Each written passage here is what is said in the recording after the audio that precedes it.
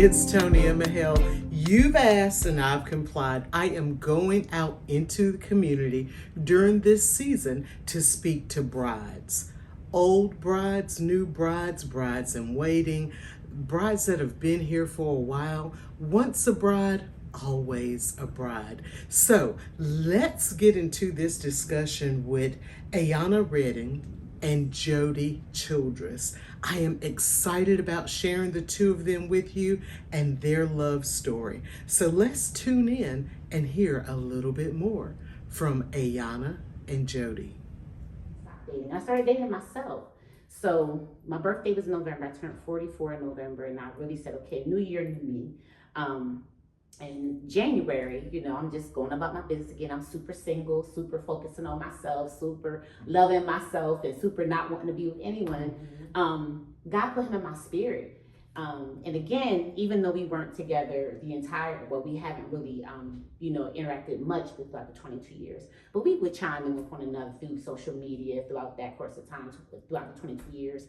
And, it wasn't unlikely that every now and again he would inbox me, I would inbox him. So this time I just said, it's the new year, let me just check in and see how life is going for him. Because when I was making my bed, and the date to be exact was January 6th. And God told me he was single. So I was like, okay, God, I'm super single, I don't know why you're telling me this, because I don't want to be with anybody. But he told me he was single, so I'm like, okay. So I just reached out, because again, I didn't want to make it seem awkward. So I was like, hey, Jody, how are you? How are things going? Just checking in, Happy New Year, yada, yada, yada. And of course, he responded to confirm that he indeed was single. So, I sat with that for a second. I was like, okay, God, you told me he was single, so now what's next?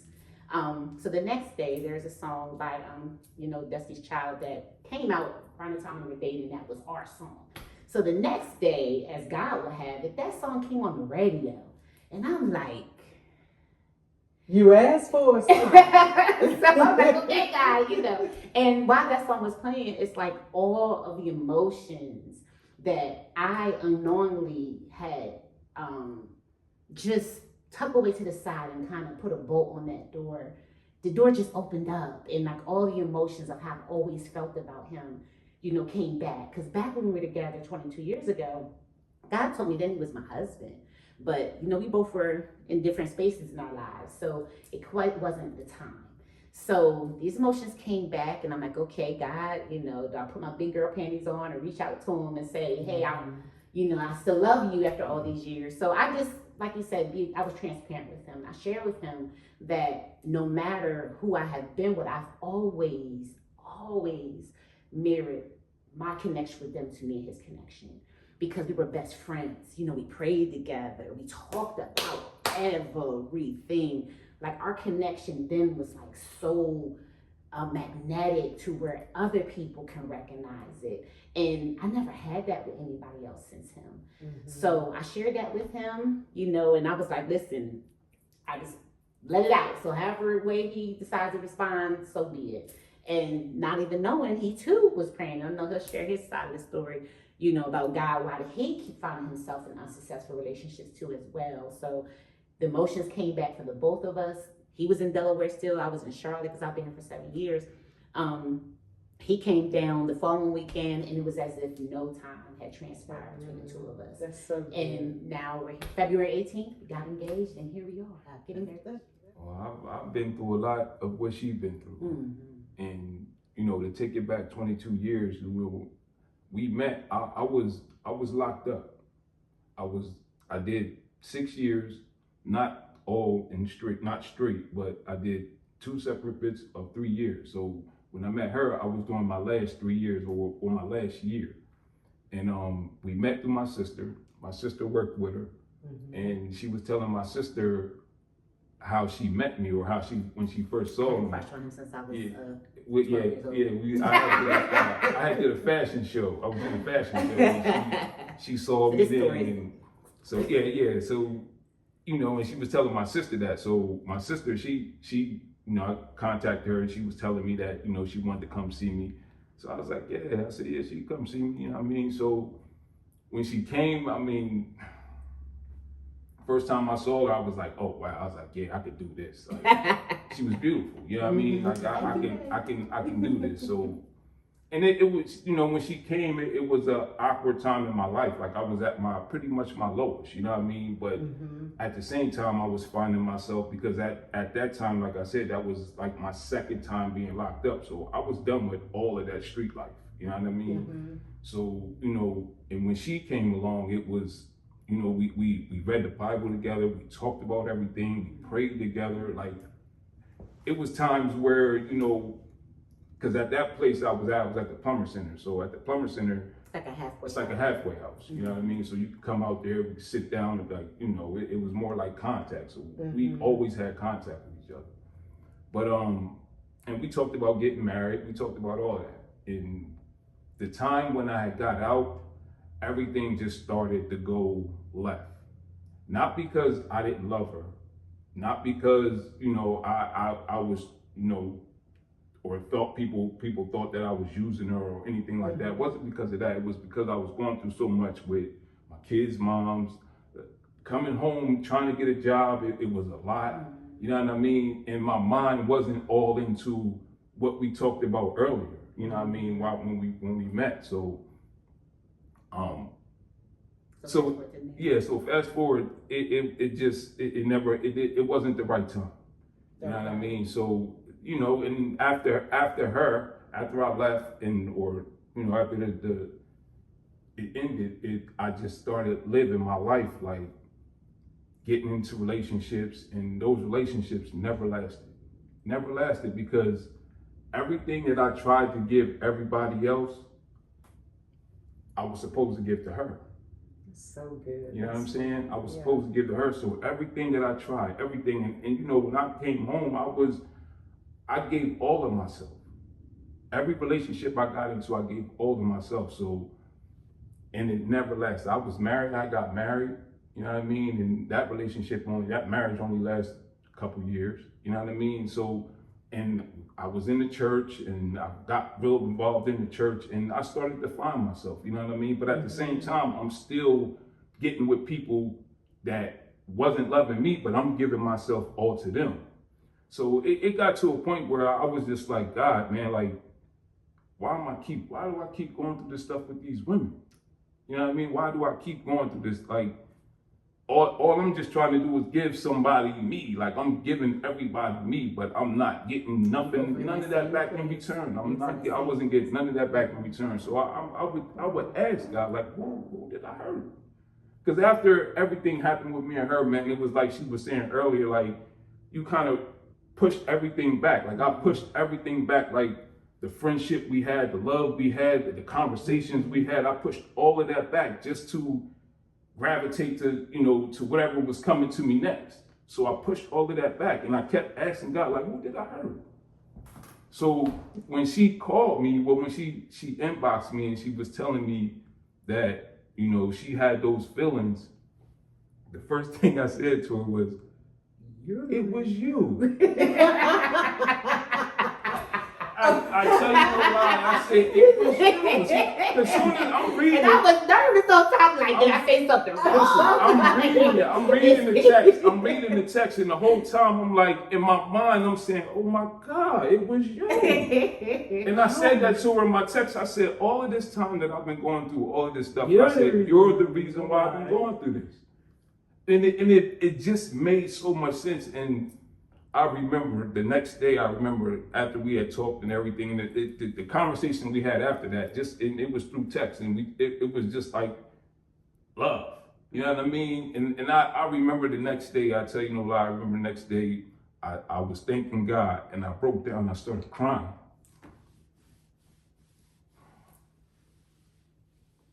I started crying because when a person tries to give so much of themselves and constantly keep going through the mess, you start to question yourself. You know what I'm saying? You start to question yourself. You start to wonder who you are. You start to wonder, like, where am I going with all of this? You know what I mean? Like, I've always believed in love because that's what I was raised up into. So I don't know nothing else. My parents, my family, I'm the youngest of 16. You know what I mean? So when we love, we love. So that's all I knew, you know what I mean? And to hear her say that, and to know the relationship that we had, and it was everything. It was everything. I didn't even waste no time. I told her, I said, listen, because I've never in my life jumped on the highway for nobody. Nobody. Nobody. And soon as the first weekend, I believe it was like on a Wednesday or something, or maybe even a Tuesday, but I know that weekend was perfect because I was off anyway. So, I'm jumping on the road. Well, you've heard it said, right person, wrong timing. And that was the case with Jody and Ayanna when they were younger.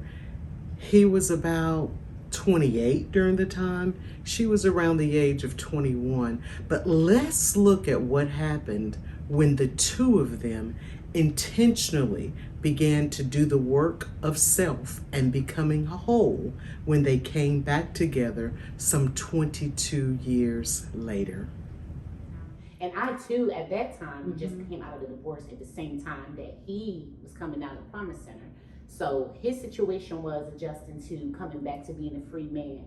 My situation is coming out of a marriage to my son's father. And like he said, questioning yourself. I was questioning myself too. So, we both were in transitional phases when we first met that time. So I can kind of understand. I understand that we were the right people. It's just the wrong time because we both had a lot of healing, a lot of adjusting, a lot of self-discovery.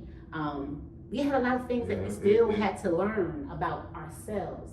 So you had a lot of time that you needed to be prepared. Absolutely. For this moment. Absolutely. Right? Because, the Bible says two can become one. That's right. And in order for two to become one, has to be two whole individuals. That's right. And I can clearly say at being 21 years old, coming out of a marriage, now adjusting to being a single mother. And, we both come from love. He comes from the youngest of 16 children. I come from two ginormous size of families. And then to add on top of that, my father married into a ginormous family. So, we come from big love. And then when we both, for me to come from a failed love relationship, for him to come from love, it kind of shakes your foundation a little bit. Yes. And it causes your insecurities to erupt. So he was dealing with insecurities, I was dealing with insecurities, and that's not being whole individuals. Yes. And I can honestly say, because he too, prior to us getting reconnected, just walked out of a relationship to where he chose himself first. And in my own way, I walked out of a relationship into choosing myself first. So God had to, I believe, get us both to a place where we both were whole, so that way we wouldn't unhealthily attach to one another.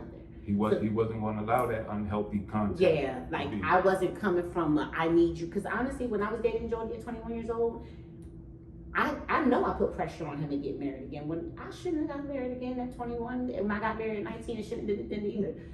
Because it wasn't coming from, I loved him, but it was coming more from a desperation point. Like, we gotta do it, we gotta be right, we gotta. Not in love, one of the definitions of love is seeks to understand. Yeah. So love at that point should have understood this man is coming home from prison after 3 years. This man needs to come and get on his feet. This man needs to find out who his self is, and his role being now on hands father versus meaning, because love is selfless. And I was being selfish at that time because I wanted what I wanted. So I'm not in a selfish place anymore. Even when he relocated here, I wasn't expecting. Number one, I wasn't expecting him to relocate. She didn't expect anything. She didn't expect anything. I don't know if he got the engagement video. I think I was getting ready to say, let's talk about the engagement. She didn't expect the proposal. I didn't expect anything because I'm like, okay, because I kind of, I think sometimes God tests you. Might say sometimes God tests you. He does. He was testing because I did pray. I said, God, I need you to show me this time. Because again, I know what we felt, but again, I wanted to make sure it was God. I'm 44 years old. I can't make any foolish decisions. He's 51. He can't make any foolish decisions. So, God, we want this to be you. And he even said that I'm not going to come down until I know, that this is God. It wasn't going to be that situation to where if God wasn't in it, that I wasn't. We both were really okay. I wasn't going to move until he told me to move. So, and he put the chips everything just happened so simultaneously. Oh gosh. I am so grateful that Jody and Ayanna both decided to open up their lives and share with us during this series. So now let's hear a little bit more about the couple and how they see their role as husband and wife to one another as they embark upon this new chapter in their life called marriage. My role has been with Jody is to love him, to embrace him, to accept him, to listen to him, to protect him. And when I say protection, I'm not just speaking just physically protect, emotionally, spiritually, and if I need to physically, but anyway. But to protect his heart, you know, I know you guys seen briefly, like this man has the absolute most genuine, sincere heart. And his heart is so rare, especially for an African-American male. And he shared part of his story about, you know, being incarcerated, and it was a lifestyle he previously lived that caused that to happen, that he has now since changed. But in that, I protect him. I protect his character. I protect his reputation. I protect him to encourage him, to motivate him, to inspire him, to make life easy for him, to be his peace. You know, it's so much that happens when he can go out in the world, and I don't want that to happen when he comes through the door. So I don't ever want to put myself in the place for him to where he doesn't think of me and smile, or think of me and feel stressed. I want him to think of me as, you know, sit down on the couch and relaxation. I want him to think of me as, you know, I can come to her. And I don't ever want him to feel as if he can't be vulnerable around me. I don't ever want him to feel as if he can't be transparent with me. I don't ever want him, I need for him to know that he can be 100% authentically himself with me, because that's something that I too appreciate that he gives for me. Because I think when that, back to that 2 for 1, becoming one piece, Yes. I need him to be authentically himself. Not having to be the father, the worker, the business, the this, the that. He can just be Jody with me, and I love him unconditionally. So that is my role, to offer that space for him. You know, the Bible says that if the unbeliever depart, God has called us to peace. Peace is so important. Yes. It is so important. You know, it says better to dwell on the top of a corner of a rooftop to dwell in a house with a contentious woman. That's right. You know, so I am not going to be that contentious woman, because God says I have to be his peace. Well, I definitely want to be her peace as well. I want her to know that, you know, she can come to me with everything, come to me with anything. We have the best talks. Oh gosh. Yeah. She comes home from work and I she didn't know I had that much to talk about.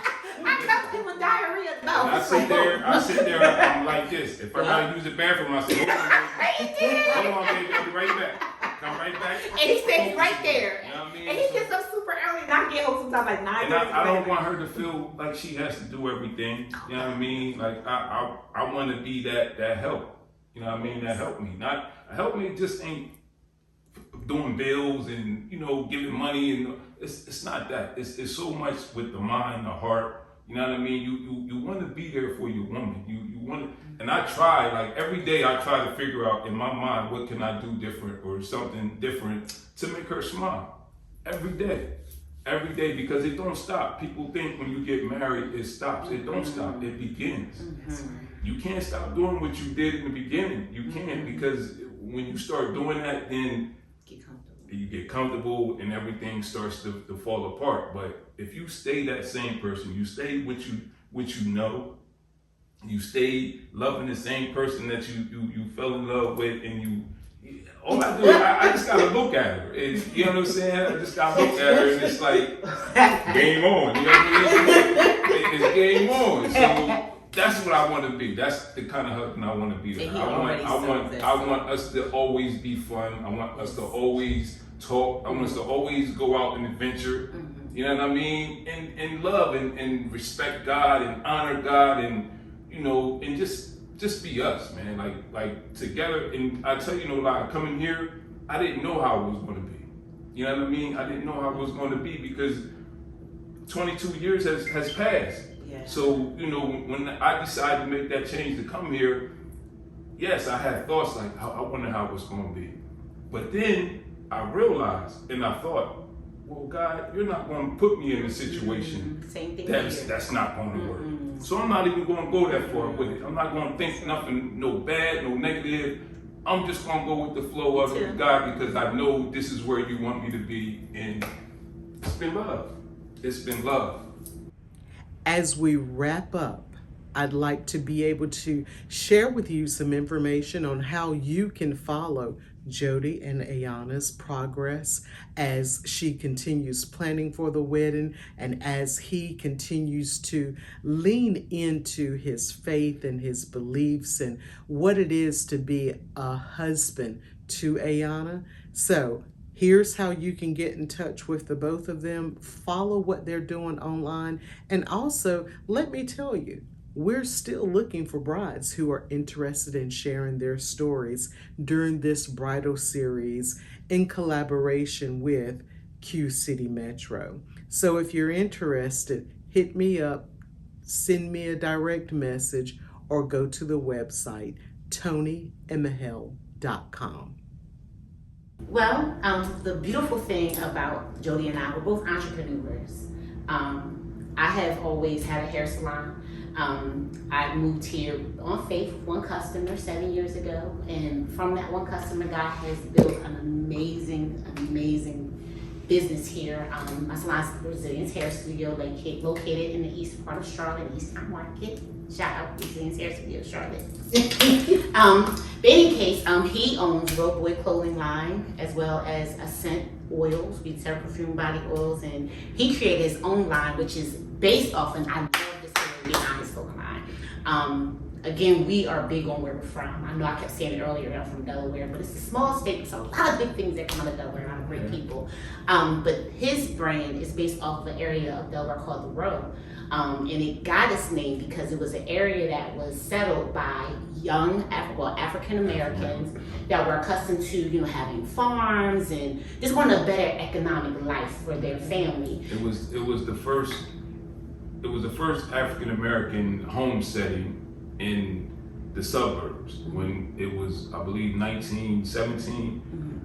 They had all these steel factories around. So in order to have African Americans, they housed them into the row houses. It's just a row of homes, 2 blocks, just a row of homes, brick homes, and they last all these years. They're still there, and it's historic. It's a historic landmark now. And I grew up there, and growing up there, the men and the women, they called themselves row boys.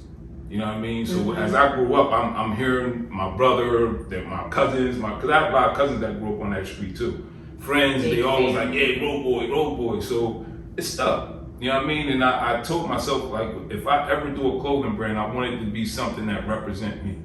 And Road Boy is that. It's a small street in Claymont, Delaware, Hickman Road, and it just like the people that were on that street. I mean, we were all family. Yes. We were family. It was a family based, and it wasn't too many issues, wasn't too many problems with everybody. It was a lot of love there because it was small. It was just a small block. You know what I mean? A small row of homes, and it was just so much love there. Road Boy, everybody is a road boy. Everybody comes from a row.